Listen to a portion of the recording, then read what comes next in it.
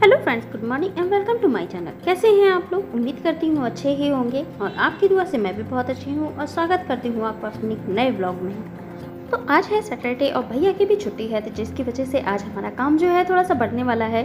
हालांकि ये हमारा डेली का रूटीन है, मेरा डेली का यही काम है, मैं करती हूँ। और सच बताऊँ तो अगर आप लोग को ये लगता होगा कि मैं हैंडीकैप हूँ उसके बावजूद ये काम मैं क्यों करती हूँ, किस लिए करती हूँ, क्या मैं काम वाले नहीं हमारे यहाँ नहीं लगवा सकते, तो ऐसा कुछ नहीं है। मैं आपको पहले ही बताऊँ, ये मैं करती हूँ अपनी मर्ज़ी से करती हूँ, अपने शौक़ से करती हूँ। क्योंकि आपको भी मालूम है मैं हैंडीकैप हूँ, जिसकी वजह से बहुत सारी ऐसी चीज़ें होती हैं जो मैं नहीं कर सकती, जैसे एक्सरसाइज वगैरह हमारी हो गई, तो जिसकी वजह से मुझे ये काम भी करना अच्छा लगता है। और हमारे यहाँ काम वाली भी थी, लेकिन उसको यहाँ अच्छा नहीं लगा या किसी वजह से उसने यहाँ छोड़ दिया है, तो अब फाइनली मैंने इसका ज़िम्मा ले लिया है। तो मॉर्निंग की शुरुआत हमारी ये अपने डेली रूटीन के साथ ही होती है। हमारी जो झाड़ू पोछा होता है वही करते हैं और मुझे अब ये करना भी अच्छा लगता है, क्योंकि एक तो हमारे घर की सफाई भी हो जाती है और कहते हैं ना मॉर्निंग में एक्सरसाइज सबको करनी चाहिए। तो मुझे ऐसा लगता है कि मैं अगर वो चीज़ नहीं कर सकती तो मैं इसके थ्रू अपनी कहते हैं ना एक्सरसाइज अपनी कंप्लीट कर सकती हूँ। हालांकि ये काम करने में मुझे आधा से पौन घंटे में ये पूरा काम हमारा हो जाता है और इसके बाद मेरा जो मॉर्निंग रूटीन होता है, हमारा नहाना धोना और बाकी चीज़ें वो मेरी कंप्लीट हो जाती हैं। तो यहाँ मेरा झाड़ू का काम लगभग कंप्लीट हो गया है। इसके बाद बस रह गया हमारा पोछे का काम, क्योंकि आज रचित और भैया दोनों की छुट्टी है, तो इसकी वजह से आज हम लोग थोड़ा सा लेट हो गए थे। और इसके बाद मैं जाऊँगी नहा धो के अपना हमारा नाश्ता वगैरह बनाने के लिए।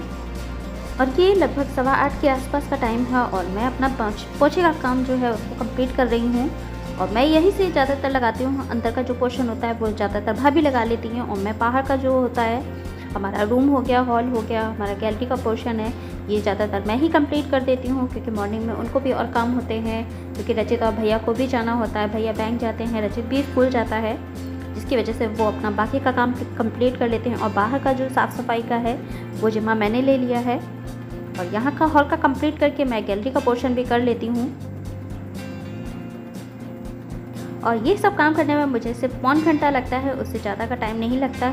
इसके बाद सीधे हम जाएंगे नहाने के लिए और वहाँ से सीधे हम आ गए हैं हमारे भगवान जी के कमरे में पूजा करने के लिए।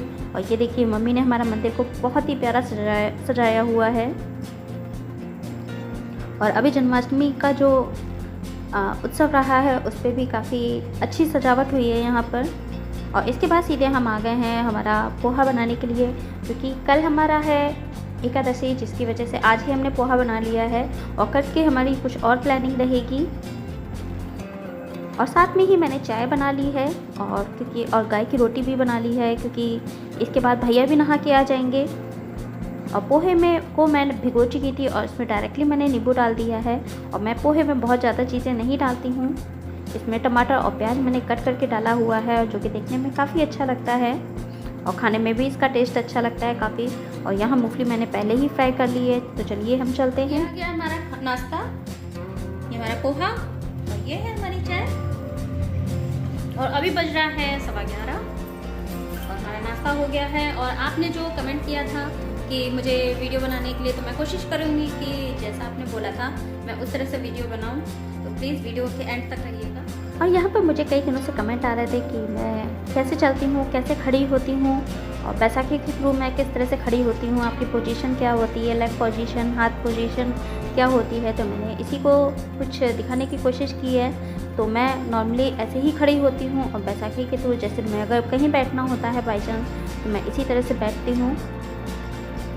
और मैंने इस वीडियो में दोनों चीज़ दिखाने की कोशिश की है कि जब मैं बैसाखी से नॉर्मली ज़मीन से खड़ी होती हूँ तो मैं किस तरह से खड़ी होती हूँ, और इसके अलावा जब मैं चेयर पे बैठती हूँ तो मैं किस तरह से बैठती हूँ। हालांकि मुझे लगता है जितना मैं चलती हूँ, खड़ी होती हूँ, तो मुझे ऐसा लगता है कि बैसाखी से खड़े होने में मुझे ज़्यादा कंफर्टेबल है।